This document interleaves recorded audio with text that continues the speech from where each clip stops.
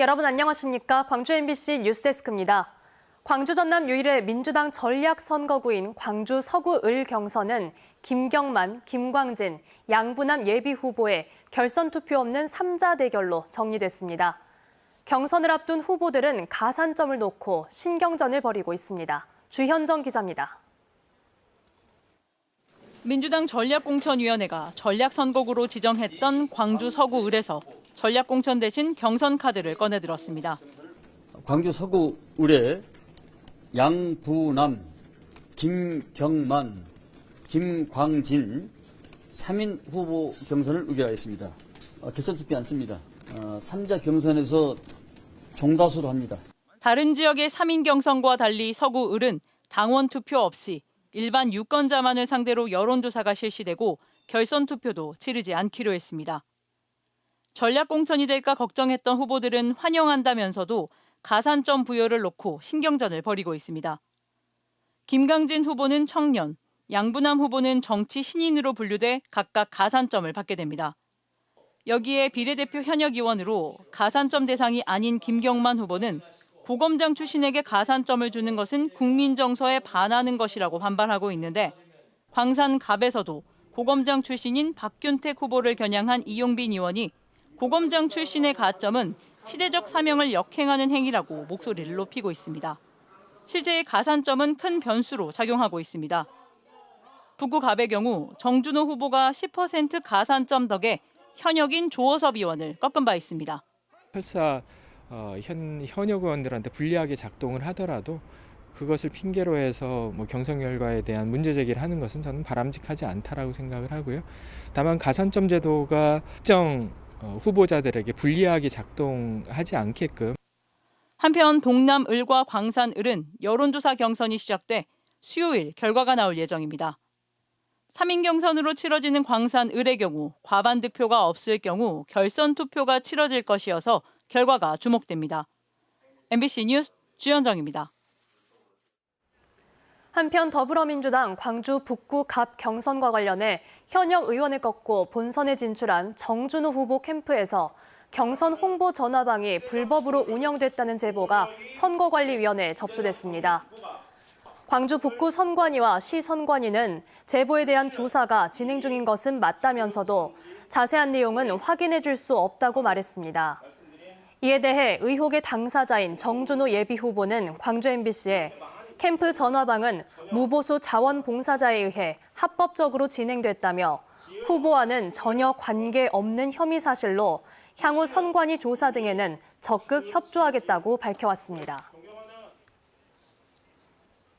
전남 지역 10개 선거구의 후보자는 아직도 안개 속입니다. 민주당은 선거구 획정이 미뤄지고 있다는 이유를 대고 있는데요. 전남 선거구 공천 심사 결과 발표도 하지 않고 있어 지역민은 물론 지역 정치권도 답답해하고 있습니다. 김양훈 기자가 취재했습니다. 중앙선관위가 국회에 제22대 총선 선거구 획정안을 제출한 것은 지난해 12월 5일. 선관위 획정안을 보면 전남 선거구 숫자는 10개 그대로지만 영암 무안신안 선거구가 없어지고 순천시, 광양시, 곡성군, 구례군, 갑을은 3개 선거구로 분리하도록 하고 있습니다. 권역별로는 동북권은 4석에서 5석으로 늘고 중서부권은 6석에서 5석으로 바뀌는 안입니다. 전남 중서부권 정치권은 동산어촌 지역 대표성을 위협하고 선거구 조정 최소화 원칙도 위반한 것이라며 선관위에 선거구 획정안 결정 철회, 다시 말해 기존 선거구 유지를 요구하고 있습니다. 농어촌 소멸, 인구 소멸, 지방 소멸, 선거구 소멸로 이어져 선거구 획정의 역행은 지역 민심의 거센 반발을 불러올 것이다. 민주당은 호남에서 언제나 여당이었습니다. 그래서 선거구가 어떻게 쪼개지고 합쳐지더라도 민주당 후보 당선이 유력하다 보니 불균형한 선거구 획정안에 대해 민주당이 적극적인 재협상을 제대로 하지 않고 있다는 볼멘 소리까지 나오고 있습니다. 더불어민주당 전남 전북 국회의원들도 국회에서 공동 기자회견을 열고 지방 소멸 대응과 지역 간 균형 발전을 위한 선거구 재획정이 필요하다고 촉구했습니다. 그런데 선거구 획정위는 전남의 경우 도시지역 선거구를 확대하면서 농사노촌 지역 선거구를 통합하는 편파적 결정을 했다. 선거구 획정 지연으로 공중 분해되는 선거구는 물론 쪼개지거나 더해지는 선거구에 속한 예비후보들은 제대로 된 선거운동을 할 수도 없는 상황입니다. 특히 정치 신인들의 활동의 폭은 제한적일 수밖에 없습니다. 선거를 불과 40여일 앞둔 이 시점에서 기존 선거구를 바꾼다는 것은 출마자는 물론 지역 유권자들에 대한 기본권 침해 사안입니다. 선거구 획정 문제를 놓고 여야 협상이 공전을 거듭하면서 중앙선관위가 데드라인으로 제시한 2월 21일을 이미 넘겼습니다. 다음 카드는 2월 임시국회 마지막 본회의가 열리는 오는 29일 선거구를 획정하는 안입니다. 하지만 여야가 여전히 이견을 보이면서 3월로 선거구 획정이 미뤄질 수 있다는 관측도 나오고 있습니다. 공직선거법상 선거구 획정 시한은 선거일 전 1년까지지만 19대 총선은 44일, 20대 총선은 42일, 21대 총선은 선거를 39일 앞두고 확정됐습니다. 자칫 이번 제22대 총선 선거구 확정은 최장 기록을 갈아치울 수도 있습니다. 이로 인한 피해는 결국 해당 선거구 유권자들에게 돌아갈 수밖에 없습니다. MBC 뉴스 김양훈입니다. 의대 증원 반발에 따른 전공의들의 집단 이탈 장기화 여파로 상급병원에서 밀려난 환자들이 2차 병원으로 발걸음을 돌리고 있습니다. 광주시와 전남도는 2차 병원을 대상으로 응급 의료 체계를 구축하는 등 24시간 대응에 나섰는데요. 하지만 이들 병원마저 향후 포화 상태에 이를 것이라는 전망도 나오고 있습니다. 보도에 김영찬 기자입니다. 중증 환자 치료가 가능한 지역 응급의료센터인 광주의 한 종합병원입니다. 전공의 집단 이탈 이후 이 병원을 비롯해 2차 병원은 응급 환자가 일주일 동안 40% 가까이 늘었습니다. 기존에보다 한 30-40% 정도 2차 병원으로 많이 이송 오시는 것 같습니다. 아무래도 전라대병원, 조선대병원에서 이제 환자를 의사가 없어가지고 환자를 받지 못하니까는 중증 환자들은 3차 진료 기관인 대학병원에서 응급 치료를 못 받을 경우 2차 병원으로 옮겨지고 있습니다. 전원 오는 경우가 좀 상당히 많이 있습니다. 그래서 여기서 자체에서 응급실에서 보고 여기서 중환자실이나 입원을 시키고 있는 상태입니다. 광주시와 전라남도는 응급 환자 대응을 위한 재난안전대책본부를 가동하고 있습니다. 광주시는 21개, 전남은 35개의 병원을 응급의료기관으로 지정해 24시간 관리에 들어갔고 응급실 운영 의료기관을 5곳 더 늘렸습니다. 또 119 상황실과 129 콜센터 등과 협력해 환자들이 병원과 약국 등을 이용할 수 있도록 안내하고 있습니다. 대책본부 가동 이후 광주시에서만 응급의료 신고 350건의 민원을 처리했습니다. 관할 병원에서 그런 어떤 민원 소지가 있달지 또 응급 환자가 치료가 안 되고 있달지 그런 일이 행위가 발생을 하게 되면 우리 공공의료과로 그런 부분들을 바로 신고를 해 주시면은 광주시는 또 전공의 이탈로 수술이 늦어진 환자들을 대상으로 전수조사를 진행해 대책 마련에 나설 방침입니다. 하지만 현재 2차 병원 19곳의 병상 가동률은 평균 80%를 보이고 있어 전공의들의 이탈이 장기화될수록 얼마 남지 않은 병상이 포화 상태에 이를 것이라는 전망도 나오고 있습니다. MBC 뉴스 김영창입니다. 광주지검은 광주 전남 경찰청과 함께 실무협의회를 열고 국민의 생명과 건강에 직접적인 위험을 초래하는 의료계의 불법 집단 행동을 신속 엄정하게 대응하기 위한 방안을 논의했다고 밝혔습니다. 검경은 정부나 병원이 이탈한 전공의에 대한 고발장을 접수할 경우를 대비해 전담 수사 인력을 편성했습니다. 한편 전남대병원과 조선대병원 전공의 393명이 사직서를 제출했고 대부분이 현장에 복귀하지 않고 있습니다. 세월호 참사 10주년을 맞아 세월호 유가족과 시민들이 전국 도보 행진을 시작했습니다. 당시 희생자들이 도착했어야 할 제주에서부터 시작된 행진은 숨진 희생자들이 도착했던 진도 팽목항으로 이어졌습니다. 서희령 기자가 취재했습니다. 빛바랜 노란 깃발이 나부끼는 팽목항. 노란 조끼를 입은 세월호 유가족과 시민들이 힘찬 구호와 함께 길을 나섭니다. 304명이 숨진 세월호 참사 10주기를 잊지 않기 위해 20박 21일 동안 전국을 걷기로 한 시민 행진단입니다. 희생자들이 도착했어야 했던 제주에서 출발한 행진단은 아픔의 장소인 진도 팽목항에서 이틀째 일정을 시작했습니다. 희생자들을 기리는 은행나무가 심어진 기억의 숲까지의 거리는 4.16km. 찬바람에 얼굴이 얼얼해 오지만 서로가 서로의 지지대가 되어 계속해서 나아가 목적지에 도착합니다. 아이들한테는 상당히 미안하죠. 부모로서, 그리고 희생당한 아이들, 그리고 지금도 친구를 잃은 그 어렵게 살아 돌아온 생존 학생 아이들.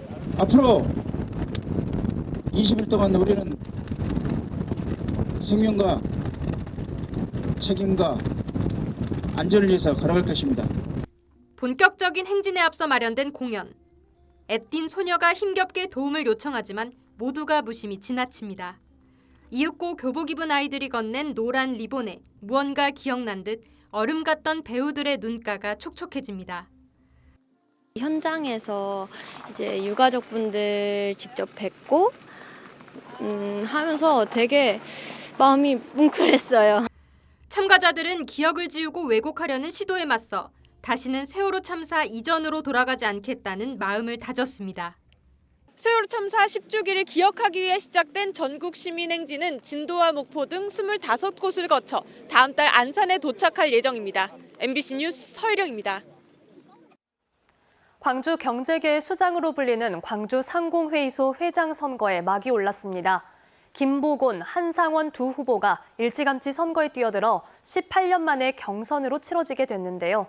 특별위원을 얼마나 확보하느냐 여부가 당락을 결정지을 수도 있다는 분석입니다. 한신구 기자의 보도입니다. 고물가와 고금리의 부동산 경기 침체 여파까지 삼중고에 시달리면서 지역 경제의 위기감이 가속화하고 있는 상황에서 광주 상공회의소 회장 선거가 막이 올랐습니다. 광주 경제계 수장으로 불리는 3년 임기의 이 자리를 놓고 김보곤, 한상원 두 후보가 치열한 물밑 기싸움을 이어가고 있습니다. 김보곤 후보는 새롭고 유능한 리더십으로 AI 산업 기반을 활성화시켜 새로운 지역 경제 생태계를 구축하고 산업 현장 중심의 실효성 있는 일자리 플랫폼을 만들겠다고 밝혔습니다. 변화와 혁신을 통하여 광주 경제의 생태계를 복원하여 위기를 기회로 바꿀 수 있다고 생각을 합니다. 한상원 후보는 연간 7, 8천 명의 지역 젊은이들이 일자리를 찾아서 수도권으로 떠나고 있다면서 기아자동차 100만 대 생산기지 건설과 산업평화 정착 등을 통해서 양질의 지역경제 바탕을 만드는 데 중점을 두겠다고 밝혔습니다. 우리 미래 세대들한테 꿈과 희망을 품을 수 있는 광주, 그리고 글로벌 인재들이 모여드는 광주로 우리가 다 같이 그렇게 해나가자 하는 얘기입니다.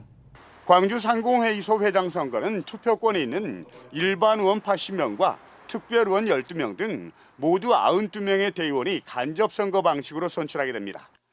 18년 만에 경선으로 치러지게 되는 만큼 두 후보 측의 의원 확보 경쟁도 과열 양상을 보이고 있습니다. 전체 회원사 가운데 3년치 회비를 납부한 업체가 투표권을 갖는데 최근 마감한 결과 3년 전에 비해서 200곳 이상 늘어난 557개 업체가 회비를 낸 것으로 알려졌습니다. 특히 12명을 뽑는 특별의원 선거에는 2배나 많은 42개 기관단체가 참여했는데 두 후보 측이 그동안 80명의 일반 의원 확보에 공을 들여왔던 만큼 나머지 특별의원의 확보 여부가 선거 당락을 가르는 최대 변수가 될 수 있다는 전망이 나오고 있습니다. 광주 상공회의소 일반 의원과 특별의원 선거는 다음 달 12일에 치러지고 회장은 다음 달 20일 최종 확정됩니다. MBC 뉴스 한신구입니다. 2년 전 순천의 한 마을에서는 부모 묘지를 둘러싼 태양광 시설이 논란이 됐었습니다. 순천시가 조례 등을 지키지 않은 사실이 전라남도 감사에서 드러났지만 시설 철거는 어려운 상황입니다. 유민호 기자가 취재했습니다. 박대순 씨는 올해 설도 부모 묘를 찾지 않았습니다. 묘를 둘러싼 시커먼 태양광 패널을 보는 것만으로 속이 타들어가섭니다. 진입로는 철제 울타리에 여전히 막혔습니다. 승용차가 몇 대 들어와서 조카들이니 내니 와서 성묘하고 가는데 현재 3년 동안에 이 성묘를 하지 못합니다. 원래는 진입로가 있어서 편하게 왔다 갔다 할 수 있었는데 지금은 보시는 것처럼 돌로 만든 계단을 이용해야 합니다. 순천시는 지난 2019년 태양광 발전시설 허가를 내주면서 마을과 300m 떨어져야 하는 규정을 지키지 않았습니다. 문제는 이 300m를 맞추려 토지 일부를 분할해 떼냈는데 이마저 조례를 어긴 것이 전라남도 감사 결과에서 또 드러났습니다. 불법이라고 하지 마라 했는데도 계속 강행을 해가지고 그래서 조례 안에 순천 조례 안에 300m인데 그걸 위법을 하고 최근 전라남도는 순천시의 개발 행위 업무에 주의를 줬고 담당자를 문책하라고 통보했습니다. 하지만 이 같은 결정에도 순천시는 시설 철거가 사실상 어렵다는 입장입니다. 취소는 할 수 있으나 이번 처분이 취소로 인해 당사자가 입을 불이익과 공익 등을 비교해야 하는 사안이기 때문입니다. 환경상의 이익이나 그런 권리 침해를 처분한 단계는 이미 지나서 그 부분이 그 이익이 없다 그렇게 판단해서 저희들이 지금 사실상 철거는 어렵습니다. 박 씨는 시설 철거가 이루어지지 않을 경우 순천시를 상대로 행정소송 등 법적 대응에 나서겠다고 밝혔습니다. MBC 뉴스 유민호입니다. 지난 한 해 동안 호남에서 타 지역으로 순유출된 인구가 15,000명을 넘는 것으로 나타났습니다. 호남지방통계청에 따르면 지난해 호남지방을 떠난 순유출 인구는 15,264명으로 전년 13,100여 명보다 16% 증가했습니다. 지역별로는 광주가 9,000여 명, 전남이 1,800여 명 빠져나간 것으로 집계됐고 특히 20대와 30대 젊은이들의 순유출이 대부분을 차지하는 것으로 분석됐습니다. 광주 광산구 산정동 공공주택지구가 토지거래 허가구역으로 재지정됐습니다. 광주시에 따르면 산정동과 장수동 일대 2,774필지가 국토교통부로부터 2027년 3월 1일까지 토지거래 허가구역으로 지정됐습니다.